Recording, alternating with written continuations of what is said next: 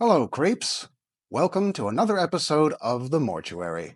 I am your host, Morbid Tuna, and this is where we talk about horror films and related geekery.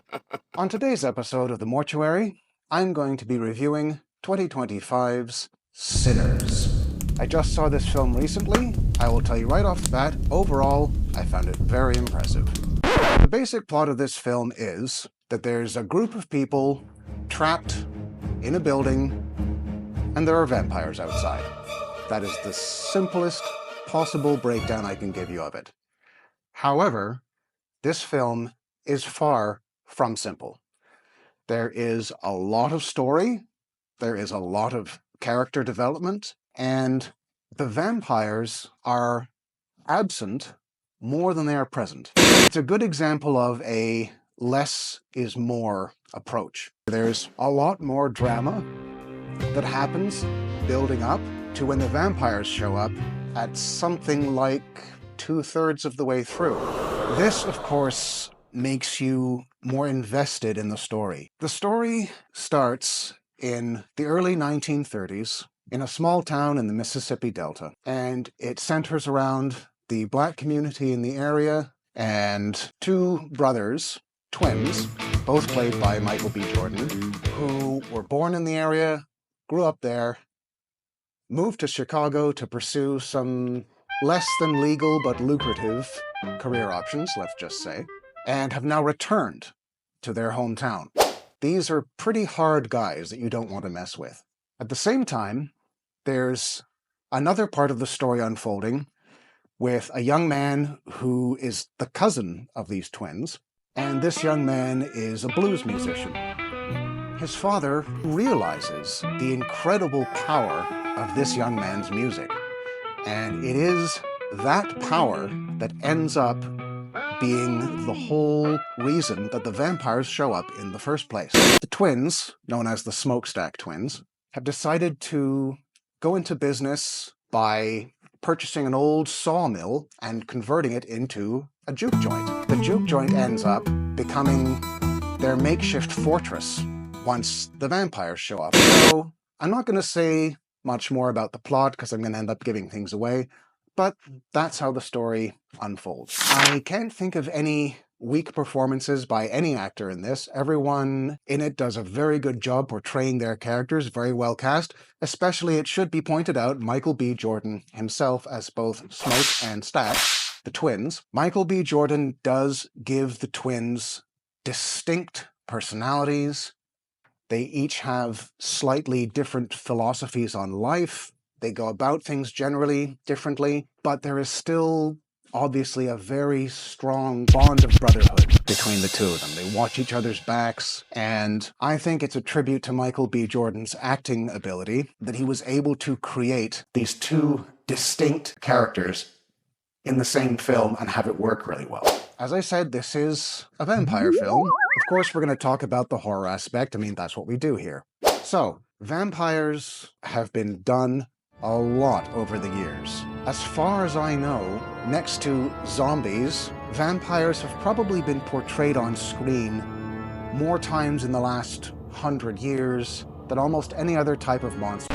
So it's always interesting to see what a new vampire film does with their vampire design. These ones are not remarkable. To look at, they're pretty much your standard movie vampires. What the vampires' design lacks in originality, though, they make up for with one very interesting aspect. They have a shared consciousness. Let's say if they were to turn someone who speaks a different language, suddenly they would all understand and speak that language. Or someone who has a particular skill, suddenly they would all have that skill. Don't think I've seen that done with vampires before on film. These vampires are intent on getting a hold of the young blues man, the cousin of the Smokestack Twins that I mentioned, whose name is Samuel, by the way, because they want that ability that he has, that musical, frankly, magical ability. Sammy is gifted with a talent for making music so beautiful that it can transcend from ordinary, mundane music into a magical power. And that is what these vampires are after. That's their mission. They want to get that power from him. And that's basically how the film is laid out. The acting is strong. The writing is also very good. It's so skillfully written that you never get bored waiting for the vampires to show up, because the story that's going on without the vampires is so engaging. You know the vampires are going to show up. You know it's a vampire movie, but you never catch yourself thinking, okay, well, hurry up, let's get to the vampires, because the story is so enjoyable. The elements fit into each other very well, like perfect puzzle pieces. Now, as I said, this is a period piece. It's set, for the most part, in 1932 in rural Mississippi. I'm no expert on that time period of history or that part of the world at that time, but it does seem very convincing. Generally, as a period piece, it's very complete. Another thing that this film pulls off well in that regard is that it makes the characters believable and like real people. Yes, they do speak with that very characteristic Mississippi drawl with the accent and the slang and all of that. When a regional accent and lexicon have been parodied or made into a simplified cartoon version of itself too many times, it's difficult to pull off serious, believable, fleshed-out characters who live in that culture, have that accent, use those mannerisms, without it seeming hokey and corny and frankly, disrespectful. But that is not the case with this film. The characters all seem so genuine. They always come across as having a lot of depth. So that, I think, is an achievement worth acknowledging, especially for a horror film, because let's face it, horror still struggles as a genre to get the same level of respect that other cinematic genres already enjoy. That goes a long way to countering the unfortunate stereotype of horror film characters being flat and without depth and just there to provide fodder for the monster. By and large, clearly, I found this film impressive for those reasons. Good acting, good writing, the pace is perfect, and the blending of the drama into the horror, while the drama keeps going in the horror, the human drama taking place with the monsters being added into the mix, all very well done.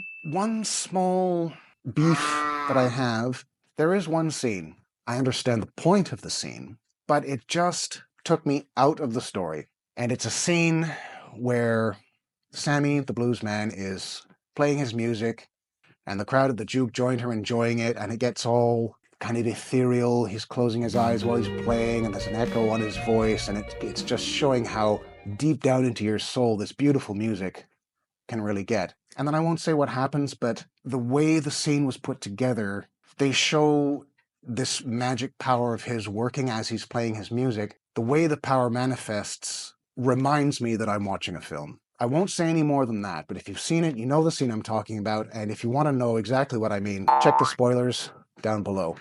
It's unfortunate because other than that one scene and that one aspect that I'm talking about, I could not find any other complaints to make about this film. Now, that's just my opinion. I'm sure there are other people who don't have that problem at all, but this is my channel, this is my opinion, I'm the reviewer here, and I'm gonna review it the way I saw it. So, having said all that, I'm going to give Sinners 4.5 dead tunas out of 5. Sinners is great. Absolutely go and see it. If it's not in theaters anymore in your area, stream it, rent it, do whatever you have to do, but this is a great film, and I definitely recommend Sinners. In fact, I would put this in my top 10 vampire films of all time.